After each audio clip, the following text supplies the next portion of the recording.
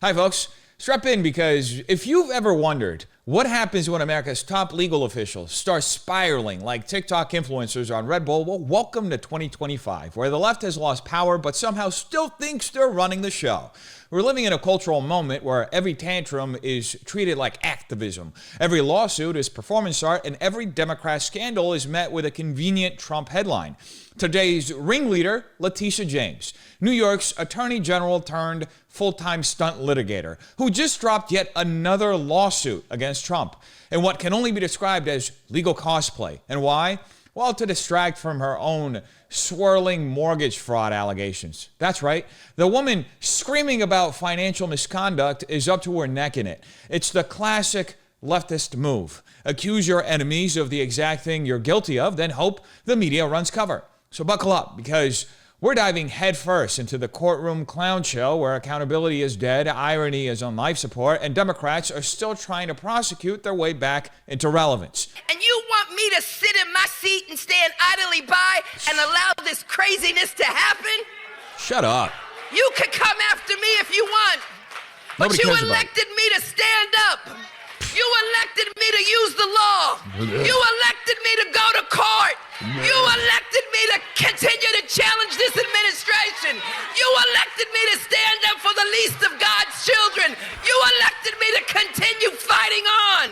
And I will fight on. Now, I think it's clear to anybody with even half a brain that Letitia James isn't really giving a press conference. She's attempting to give us a sermon. But this time, the pulpit is a podium, and the gospel is government vengeance wrapped in shaky legal arguments. What we're witnessing here isn't justice. It's just merely political theater, rage, deflection, and self-righteous monologues delivered not to uphold the law, but to protect her brand. Because let's not kid ourselves. This latest outburst isn't about defending the rule of law or the so-called least of God's children, as Tish James says. It's about saving her own skin, because while facing serious mortgage fraud allegations, Big Tish over here does what any seasoned political operator does when the spotlight gets too hot. She files another lawsuit against Trump and dares anyone to question her motives. Because, as always, with Democrats, it's theatrics over transparency and retaliation over reform. But here's a deeper issue. This isn't about one grandstanding attorney general. It's about how the American left has transformed lawfare into a substitute for leadership. In the post-2020s political ecosystem, where the left lost the presidency but retained its grip on legacy media, academia, and certain state institutions, the playbook hasn't really changed. Accuse, distract, and moralize. Weaponize empathy, package partisan rage as divine mission, and if the facts don't back you, well, all you got to do is yell louder. Letitia James is a direct product of that ecosystem. Her entire brand is built not on prosecuting crime, but on prosecuting political opponents. She said as much when she campaigned on going after Trump before even investigating a single file. That's not justice. It's personal vendetta with a government salary. And the result is a culture where public officials act like influencers, choosing outrage over order, headlines over hard truth. But if you look closely, this moment exposes something much bigger than just one official coming unglued. It reveals the hollowness at the core of performative politics. When outrage becomes policy and lawsuits become press releases, the real victims aren't political opponents. They're the citizens stuck living under a system that rewards ideological showboating over competence. The rule of law cannot survive in a country where prosecution is used like a protest sign and grandstanding is mistaken for governance. So no, Letitia, you weren't elected to fight on in some messianic struggle against phantoms. You were elected to uphold the law, not bend it to your personal crusade. And the fact that this still needs to be said in 2025 is exactly why America's institutional credibility is in freefall. And even beyond Letitia James, the Democrats have a gallery of culprits, including the ever lowest IQ of them all, Jasmine Crockett. They try to act like, oh, political violence, it's the Democrats and it's the liberals. And it's like, actually, I mean, I'm not going to say that like a left-leaning person cannot be violent, because that would be like crazy to say that somebody can't be. But baby, y'all got the white supremacists galore, okay? Like all of them. You got the Proud Boys. You got the neo-Nazis. You have people that literally should be classified as domestic terrorists, because a lot of times that is what they are doing. They're engaging in domestic terrorism. And guess what? They all align with your side. Yeah. Including the KKK. So, like, I mean, this is who aligns with that. So, like, inherently in, like, who you are, y'all are violent. Like, right. Y'all, and most of your violence has to do with people that's got a little bit of melanin. But nevertheless, like, y'all are a violent group of, like, you attract violent actors. And, like, I'm sorry, I know they tried to make Black Lives Matter out to be the most violent. What about Black Lives Matter? No. Let's get one thing straight. Jasmine Crockett didn't just misspeak. She revealed the entire playbook. In a wild podcast rant, she flat out declared that violence is baked into the DNA of the political right. White supremacists, neo-Nazis, the KKK, which, by the way, the Democrats created. According to her, they all align with conservatives by default. No room for nuance, no interest in facts, just a full-throttle attempt to smear half the country as domestic terrorists. But this isn't just a tantrum, it's a tactic. It's how the modern left dodges responsibility for its own chaos by projecting guilt onto anyone who challenges them.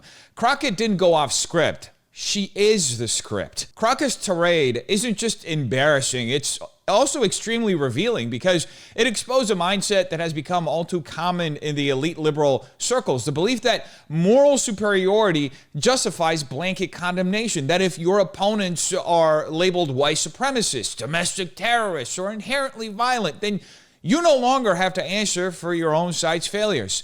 The violence of 2020, the BLM riots, the Antifa arson attacks, just a misunderstanding, but a handful of nutjobs on Telegram, that's apparently the soul of the Republican Party.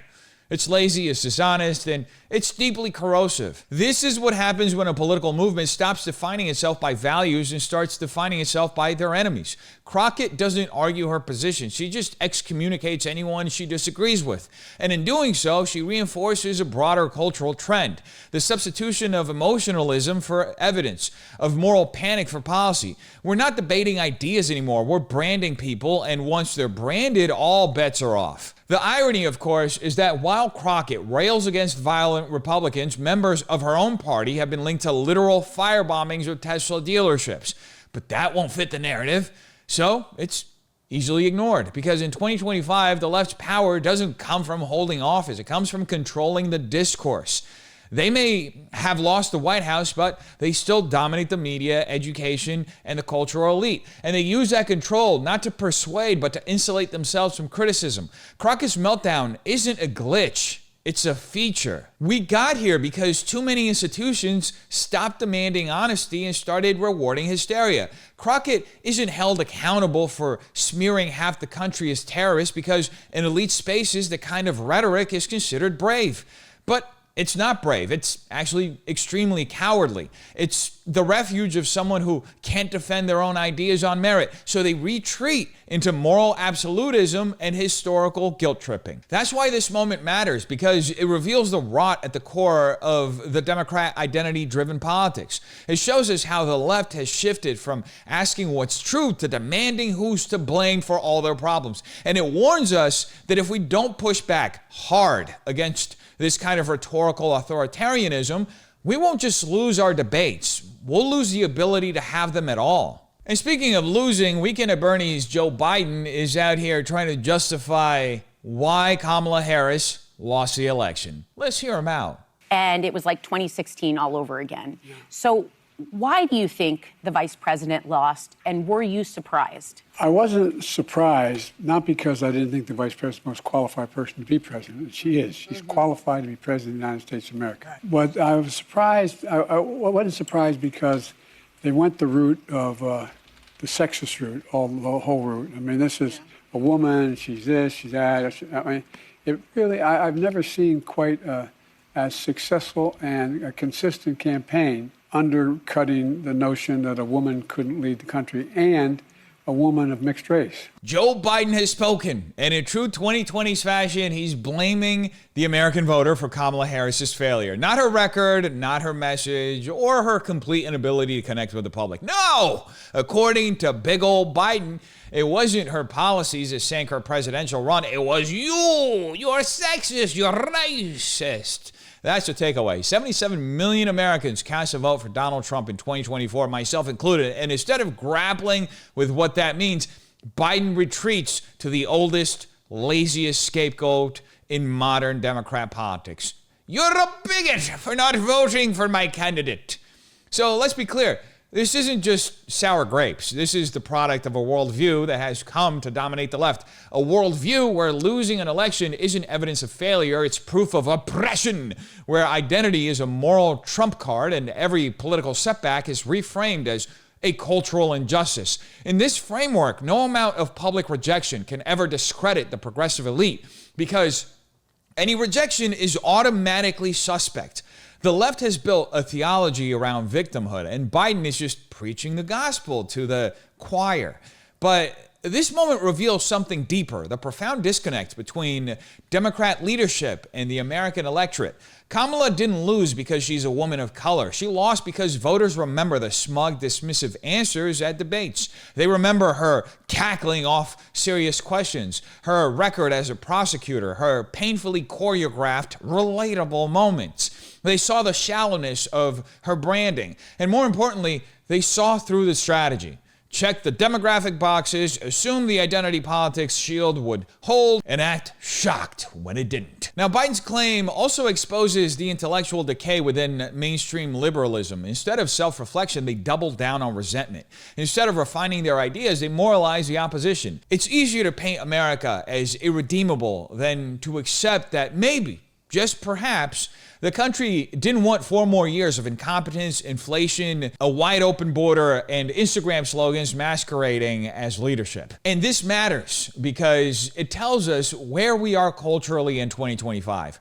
We have an entire political movement that no longer sees persuasion as necessary. Their message isn't, here's why our policies will help you. It's, here's why you're a bad person if you don't agree. That's not a strategy. That's a tantrum dressed up in graduate level rhetoric. And I think it goes without saying that when a former president deflects blame onto the character of the nation itself, it's not just political gaslighting.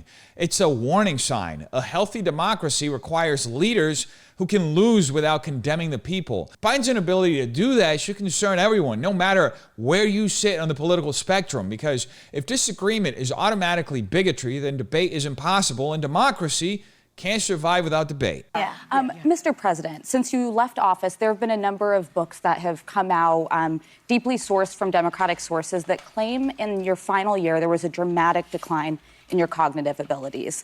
In the final year of your presidency, what is your response to these allegations, or are these sources wrong? They are wrong. There's nothing to sustain them, number one. Number two, think of what we were left with. We were left with a circumstance where we had an insurrection when I started, not since the Civil War. We had a circumstance where we were in a position that the pandemic, because of the incompetence of the last outfit, end up over 1 million people dying. We're also in a situation where we found ourselves unable to deal with a lot of just basic issues, and which I won't go into in the interest of time. And so we went to work, and we got it done. And one of the things that and Alyssa, one of the things I think is that the people who wrote those books were not in the White House with us, and they didn't see how hard Joe worked every single day. Well, thank God Joe Biden had his handler, his wife there to rein it in when he started rambling off like your creepy uncle after 2 whiskeys at Thanksgiving. Can't really have the American public realizing they might have made the right decision in 2024, because if this interview on The View proves anything, it's that the media bubble around Biden has completely calcified. He gets asked a very simple, very fair question about the numerous books written by Democrats, mind you, documenting his obvious cognitive decline in the last year. And what do we get? A word salad about Civil War, pandemic, the last outfit, and then absolute incoherence until Jill steps in to do damage control like it's 2020 all over again. But let's zoom out for a second, because this isn't just about one bad interview. This is about the political class refusing to admit what everyone already knows. Biden wasn't fit to govern by the end, and the people around him knew it. The journalists writing these books knew it. His own party knew it. And yet they propped him up, kept the cameras soft focused, handed him note cards, and pretended it was all fine because in their minds, the ends justify the means. Beat Trump at all costs, even if it means deceiving the American public. And what we're seeing now is the unraveling of that illusion. The Democrats lost in 2024, and instead of asking why, they're pointing fingers, making excuses, and rewriting history. Kamala lost because of racism and sexism, according to Biden.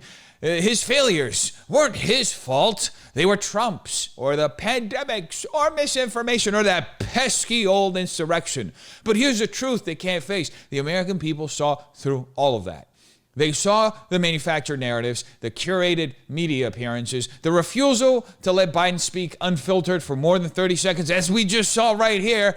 And you know what? We all saw that, and we were like, hell no, we don't want this guy back in the White House. Get him out. That's why this moment matters, because it reveals just how deep the rot in the Democrat Party goes. The left has built its political machinery on narrative control through media, academia, social media, and Hollywood. But the Biden presidency showed the limits of that control. You can't gaslight reality forever. Eventually, even loyal voters get tired of being told to ignore what's right in front of their eyes. And let's be clear, this isn't even about age. It's about transparency. It's about trust.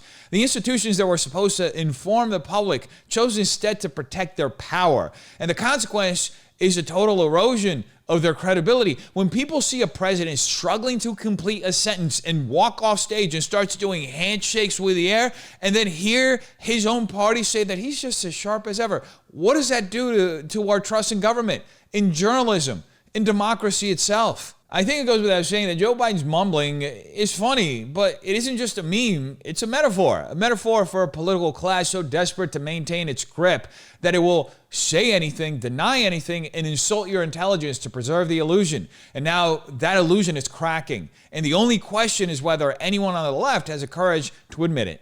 When you announced that you wouldn't be seeking re-election, only 28% of the country thought that the country was on the right track. Now, you are understandably very proud of many achievements in your administration. But do you take any responsibility for not hearing the concerns of voters on the border security or cost of living sooner?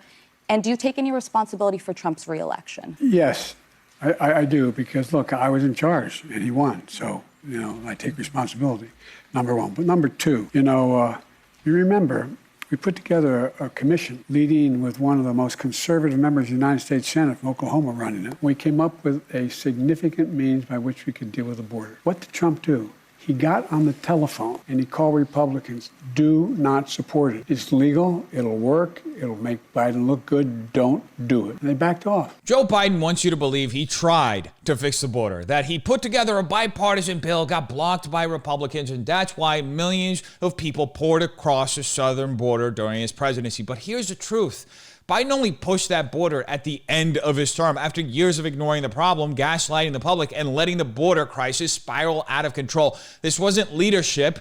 It was pure desperation. Democrats didn't care about border security until Trump made it politically radioactive for them to ignore. For nearly 4 years, the Biden administration treated enforcement of the border as cruelty and national sovereignty as racism. They reversed Trump-era policies that actually worked. Remain in Mexico, Title 42 enforcement, construction of the wall. In fact, so much so that the Biden administration was selling pieces of the wall at an auction during the election. They even slashed funding, weakened ICE, and broadcasted on open borders message loud and clear.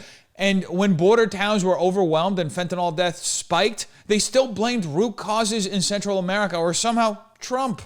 It wasn't until Trump gained momentum again, riding a wave of grassroots anger over the migrant crisis, that Democrats suddenly had an epiphany. Suddenly, border security was a priority. Suddenly, Biden was proposing reforms. But by then, it was too late, and the public knew it. That last-ditch border bill, it wasn't a policy shift. It was a political stunt. And when Republicans saw it for what it was, of course they didn't play along. Why would they? Biden's comments now are an attempt to rewrite history. He's hoping you forgot that he had the power, executive authority, regulatory control, and the bully pulpit to secure the border without Congress, just like Trump did in his first days in office by executive order. He didn't use it because he didn't want to, because the Democrat Party, until very recently, saw border enforcement as an ideological betrayal and the lack of border enforcement as a way to import a voter base and essentially do a demographic gerrymandering of most of the country so they could blue lock a ton of red and purple states. What this moment actually reveals is how disconnected the left has become from reality. For years, they lectured Americans about compassion while their policies created utter chaos around the country. They ignored the voices of working class communities, overwhelmed schools and hospitals, and empowered the cartels. And now, as they try to distance themselves from the consequences of their own actions, they want to blame the very people who demanded actions from day one. In 2025, the Biden border crisis doesn't just represent a policy failure, it's a symbol of political cowardice, of a party that waited to act until the polls turned, and of a president who now wants credit for trying to clean up the mess he spent years denying existed. So ask yourself, how many times are you willing to be lied to before you stop giving the benefit of the doubt? How long will you let politicians rewrite reality while the consequences of their choices spill into your streets, your schools, your cities? This isn't just about Biden or the border. It's about whether we still expect truth from the people in power or if we've accepted performance as a substitute for leadership. When the facts are inconvenient, do we dig deeper or do we just nod along because it's easier? The real crisis isn't at the border. It's in our tolerance for being manipulated. Anyway, you tell me what you think in the comments down below. Have a terrific day. Peace.